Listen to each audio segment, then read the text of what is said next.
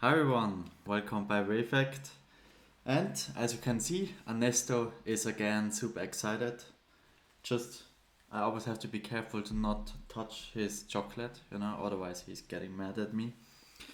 Yeah, today we will talk about NFTs, non-fungible tokens, those unique digital assets that you might have heard of, and if they actually make sense and if they do so in what kind of context.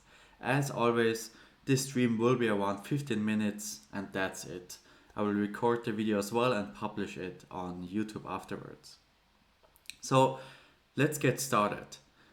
NFTs in general, to maybe introduce the topic roughly in general, are a great way or are a way to represent a digital asset or a physical asset in digital form and make it tradable. I would say that's the main use case NFT actually allows you conveniently to fulfill. Basically, you have an asset and you can trade it, sell it, transfer it however you want to and would like to.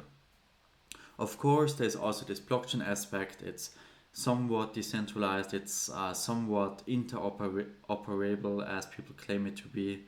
And those are all, I would say, features, but not most often not really the use case of NFTs. Because when we quickly talk about the decentralization aspect of NFTs, most of you might already know that the majority of NFTs is not really decentralized because the image itself or the media data, which could be a sound file, a 3D file, video, whatever, is usually stored off chain, which already by definition adds a second layer to the NFT beyond blockchain. And that second layer now, where that image or whatever is actually stored, could be on a somewhat decentralized network again, like Arweave or IPFS, which is good, or alternatively, is even stored on a centralized server, which is absolute madness and doesn't make sense at all. In that case, you always go better without using NFTs most of the time.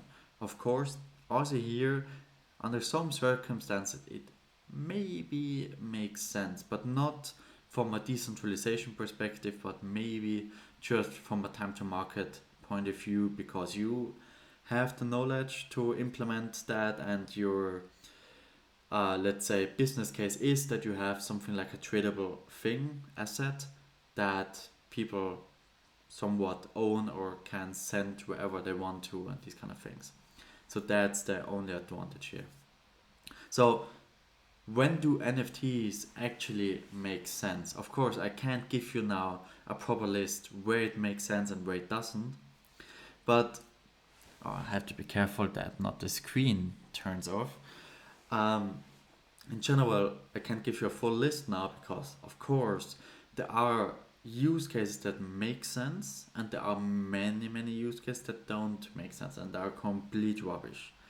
And oftentimes it's also, let's say, it depends on what you consider to be a use case, right? Because for some people, uh, the only reason why blockchain exists is that you have something like a somewhat censorship resistant infrastructure, which means in case of NFTs, that would actually mean the only reason or the only justification for NFTs to exist is that you have a digital asset that nobody can take away from you and that you can trade as you wish and no intermediary can say, well, I don't like you. You can't trade that anymore. So that would be from that perspective the main use case for NFTs. And that's a valid use case, right? Just imagine of having something like um, I'm you can see I'm invalidating a lot of use case already in my head just by speaking about it. Um, you, I think the best use case is something that's truly digital and truly unique. What do I mean with that? Um, I will start with a less good use case, okay? Because I think that gives you a better idea of what I mean. For example, when you have these metaverse um, protocols where you can actually buy land, which is an NFT most of the time, and of course you can trade them, you can use them and burn them, whatever they require you to do, and that of course makes sense in their ecosystem. But everyone who has a smartphone and has played with it, has downloaded some games on it, might know that of course if you download a centralized game, there are also in-game assets. There's also maybe something like a land or a skin in your game, and it works just fine. Well, now NFT people would say, but you don't own it. Okay, and now I don't own it. Okay, what does that mean? I don't own it means if the game shuts down, uh, I lose my assets, which is true.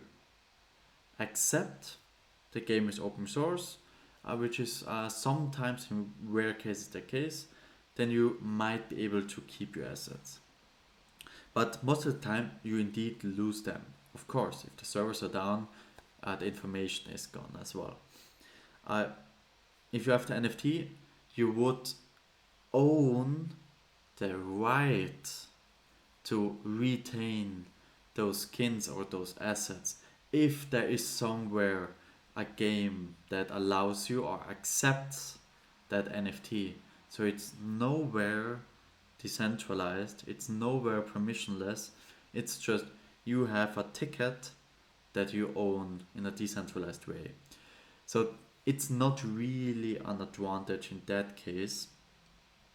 But then there's this other point of view that many NFT people usually have. But I can use it then in other games. In theory, yes, but in theory and even easier way, I could do it with a centralized infrastructure as well. It doesn't need to be an NFT. It's much easier to integrate a centralized API than integrating an NFT, especially from other projects. So it doesn't really make sense. But let's play with it for a second. Let's say you have a skin which has a graphical element to it, right? It's a helmet or whatever, and you want to port it to another game. That game now needs to support either the style of graphics to match their own game so that it doesn't look weird or lags or whatever. And ideally, just think about a 2D game and a 3D game. You have a 2D asset as NFT, and you now want to use it in your 3D game, and they claim to support it. They now actually need to get that 3D asset out of that NFT somewhat. And if that NFT doesn't integrate or has a 3D asset as well, it's not really interoperable because just from a graphical standpoint, it doesn't make sense. So that's the main aspect to look at it, right? From a GameFi perspective, it really the major advantage here is you build a game, also you level up, you accomplish certain things, and you want to sell it. You want to sell your account or certain assets. That's a use case. Definitely.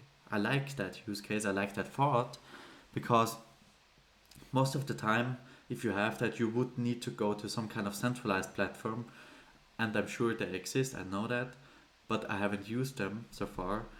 You would basically sell your password or access to that account, right? And most game publishers also don't like that because it's somewhat an identity that you're selling, right? But with NFTs, of course, that's a viable option to sell skins. Just part of your accomplishments, right? If the game publisher, of course, allows it. But that's a neat way to save on the infrastructure side so that you don't need to implement, let's say, that marketplace functionality for your own game. So it actually is less about NFTs and blockchain, but more about it's more efficient for the developers, for the company to build that infrastructure.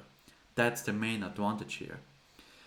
Of course, that's just the general point of view, and there might be edge cases where there are different advantages or disadvantages to that. But let's go away from GameFi for a second. Then we have DeFi, of course, right? Where NFTs actually present, let's say, a real world asset, maybe something that exists in the, real estate, or I don't know, something that's actually unique. Or when we think about Alfa Romeo, which has a NFT, for my knowledge, inside their car that tracks all your services. When you repair your car and these kind of things, it's saved on the blockchain that's referred, which is tracked by the NFT. And these kind of things, absolutely, it's basically tokenization, right? Which is a huge market. Uh, Absolutely makes sense to some extent, right? When you have a physical asset, the main challenge here is that you, of course, need to ensure the legal part, and now it's again why blockchain, that the legal part actually maps to the NFT. That if you own the NFT, you actually own the physical part. And what if you just sell or lose the NFT but don't transfer the physical part, like the car or the sell, actually give away the uh, official documents for the real estate, these kind of things. That's the main challenge when you deal with physical or real world tokenization, that compliance part. Is it actually in line with regulation? So that by definition actually invalidates the usage of blockchain to some extent. It just makes it more efficient. So it's again not really, in my opinion, about decentralization itself, although it's a nice feature to it, but more in terms of you can trade it where and when and whatever you want to, because the market is open, and maybe there are protocols that make your actually illiquid asset like a car or a house liquid, because there are protocols for that as well, or that you can quickly lend at fixed conditions for that asset and these kind of things. So those are good examples for when that real world tokenization actually can make sense.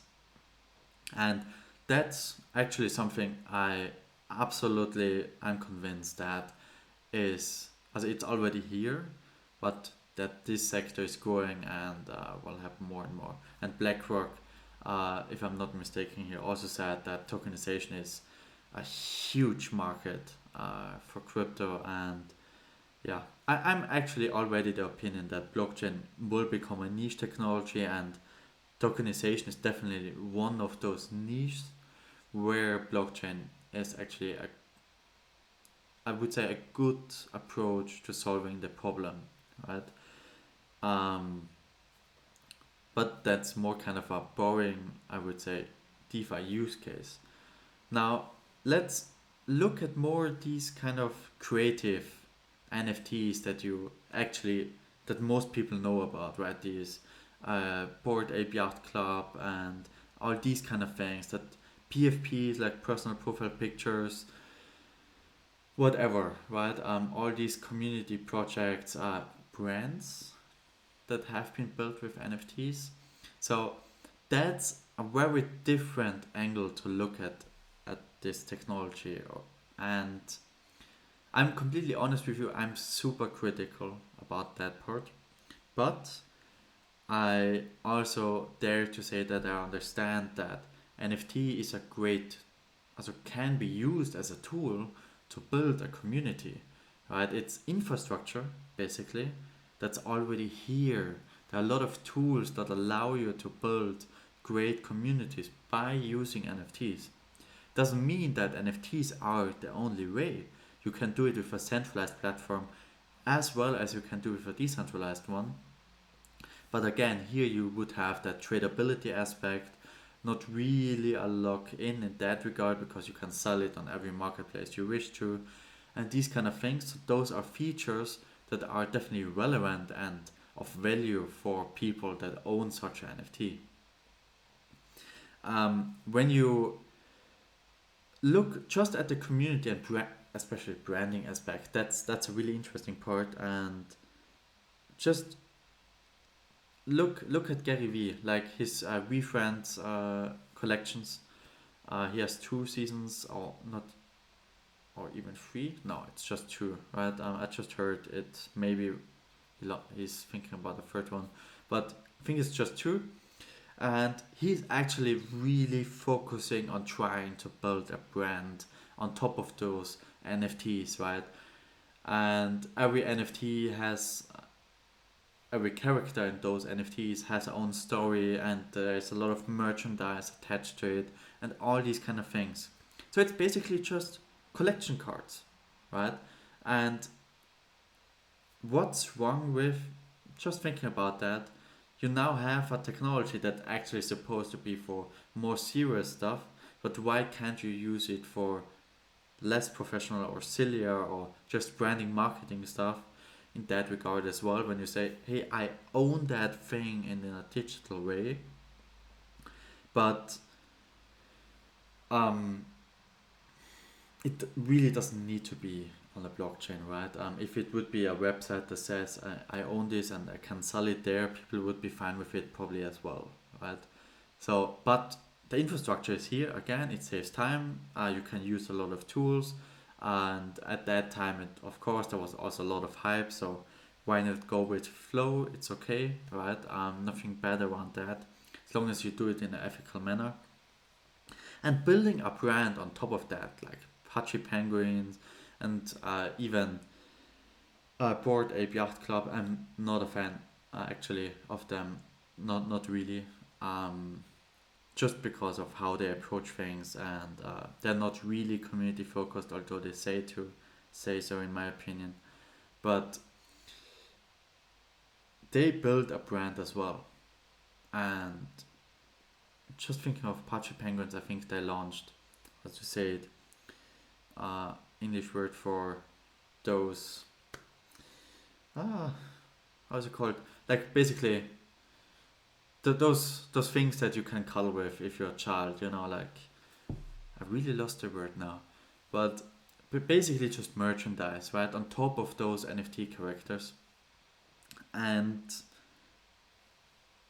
that's a use case. It's even a business case, right? NFT is a tool. So NFT itself is not a business, but it's a tool that can be used to accomplish your pain point, business goal, whatever.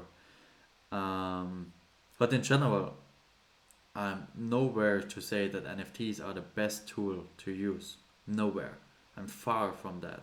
But it's definitely a viable tool for a lot of cases. And in the end, it's always about like who is my target group, what problem do I want to solve, and what kind of expertise do I have? Like, do I have a Web3 developer at hand, which is rarely the case, or do I have regular developers at hand?